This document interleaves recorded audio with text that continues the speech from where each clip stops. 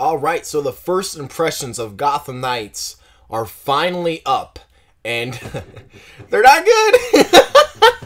They're like decent. Okay, I'm only actually reacting to two, and it's IGN, and also I think it's GameSpot, right? Yep, it's GameSpot. So I'm reacting to theirs, which is basically like 25 minutes altogether, what I, have to talk about. But there are key aspects that are really, really weird. So before we get into the video, if you could drop a like and subscribe if you're new, I would greatly appreciate it. And turn on notifications while you're down there as well. We're on our way to 50,000 subscribers, and I want to get that while Gotham Knights is coming out. I think I could do it if I stay consistent enough, and if you guys help out enough, that would be amazing. We've been doing great, so go ahead and go and subscribe if you're new. Now let's get into this. It's actually very surprising because I had incredibly low expectations, like maybe 5 out of 10, 6 out of 10s. This sounds like they played a 3 to 4 hour demo, essentially.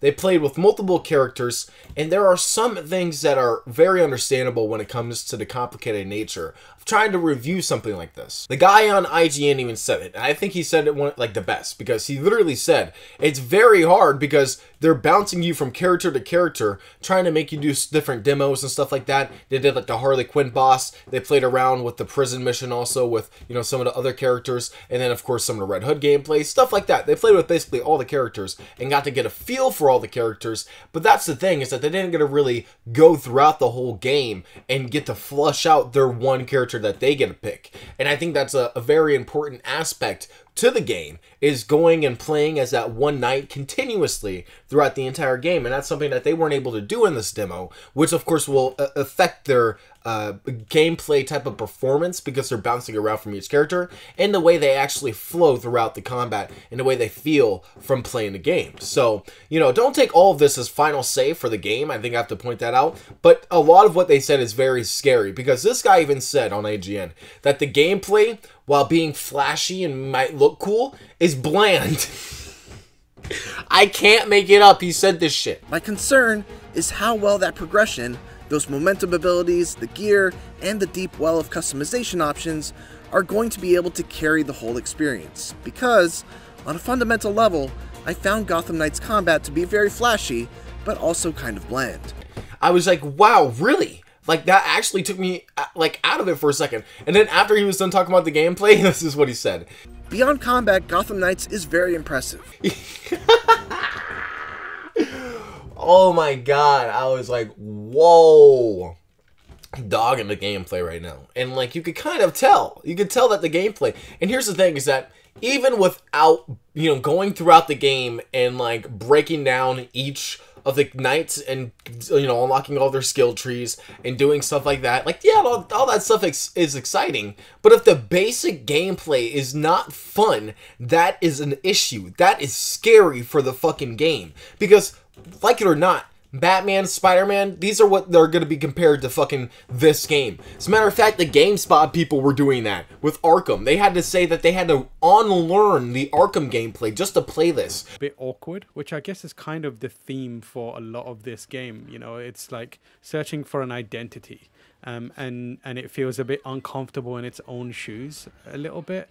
It feels familiar in that it's very much based on, to a degree, the fundamentals are the classic Arkham free flow combat style, but it's missing a lot of the things that made that feel good and click, like the rhythm based stuff, the kind of instant takedowns that build up over combos, and instead it's got systems that are replacing that.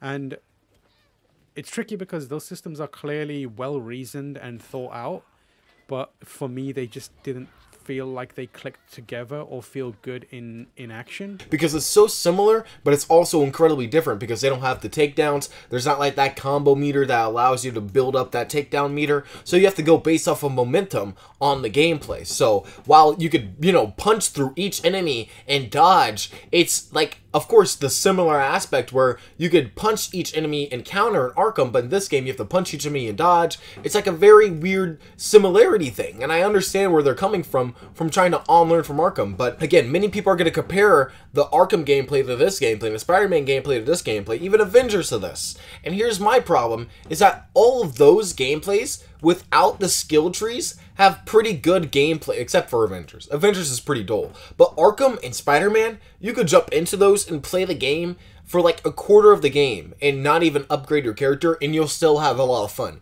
It's not going to go into a bland type of gameplay loop. There will be aspects of the gameplay that's kind of like, you know, iffy, but you'll still play the game and have a lot of fun.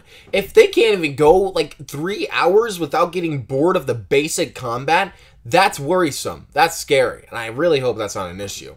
Another thing that they were really talking about was the story and the characters. I think they got to see like a few new cutscenes. Like the one thing that I really got to see out of all of these was the Jason Todd and Nightwing one. So, or the Jason Todd and Dick Grayson one in the kitchen, where like Jason's talking about how he doesn't want everybody to think that he's about to snap or something, while acting like he's a fucking psychopath and he's about to snap. I digress. The writing is shoddy, but you know, if what they said was true, it's like trying to get that Guardians of the Galaxy feel, and you get those character moments throughout the entire game, then that's good. You know, I understand that. I think that that's one of the most consistent things I've seen from a lot of the ones that I've seen. I'm only picking these two because they're the most interesting. But a lot of the ones, even in the GameSpot one, they said that the characters are one of the best aspects of the game so far, and that they're very excited to see where they're going to be going. And I think as Batman fans, I think a lot of us are already excited about that anyway. Like, we want to see how the story unfolds, how they encounter the Court of Owls, and how they actually kind of cope with Bruce's death. And that's a lot of what we really wanted throughout this game, and I hope that that's what we get. Even if the combat is kind of bland, I'm sure there's ways to make it really interesting and fun. And I'm not going to completely bag this game just because of demos and whatnot in their final preview of what it is. But, you know, it's very interesting that they got the 4-hour demo, and they're still saying, a lot of these guys are saying that the gameplay is very, very problematic, you know, and it's very iffy, and they're very, you know, they're being cautious about it, and that's very scary. And, you know, like I said, I think once the reviews come out, like the legit reviews come out for the full game, it's probably going to be a 7 out of 10. Like, I don't see this game being garbage, like, especially after hearing, like, some of the character moments is really good, you know, and stuff like that. And even like some of the level designs and a lot of the world, it's beautiful, you know, it looks great. This is the Gotham that we've always wanted, and I'm very excited to see how they kind of like balance that out. It kind of actually explains, all of this explains too, why we never got a demo. It makes complete sense now, because if we got the demo, if the public got the demo, game over. It would be fucking garbage. If we just got basic shit like this, guys, we are a lot more critical than these guys. They're being very lenient and being very nice, because these guys over at WB Montreal let them do that. I'm not listening to any other YouTuber, like whoever, I don't know, I'm sure there's people that got invited out, but all I'm going to hear is I don't want to hear that. I think that these guys are a lot more critical, and, you know, they'll give better criticism. So I think that they're a little bit more fair. I wanted to get into the Eurogamer one too, but I don't think I'm going to get into it. I think that they'll basically have like similar thoughts. And in many ways, I think that, you know, a lot of the people probably are having those thoughts about the game. So I'm not at all surprised in many ways. I'm just surprised that, you know, there's a lot of people that are making it a lot more negative than what it was, or at least negative than what I thought it was going to be. So tell me what you guys in the comments below. How did you guys react to these previews? How do you guys actually think this is going to affect the game once it comes out? And yeah, I want to know your guys' opinions about all of what they said about everything in the game so far. All of the new gameplay that we saw. Do you think that it looked any better? I think that some aspects look a little bit more refined, but I think it's a lot of the same of what we've already gotten. So, you know, it's so. I'm excited to get my hands on this game, and I really can't wait to see what it's like when you actually play it. So tell me what you guys think in the comments below. Thank you guys for watching, and I'll see you guys in the next one.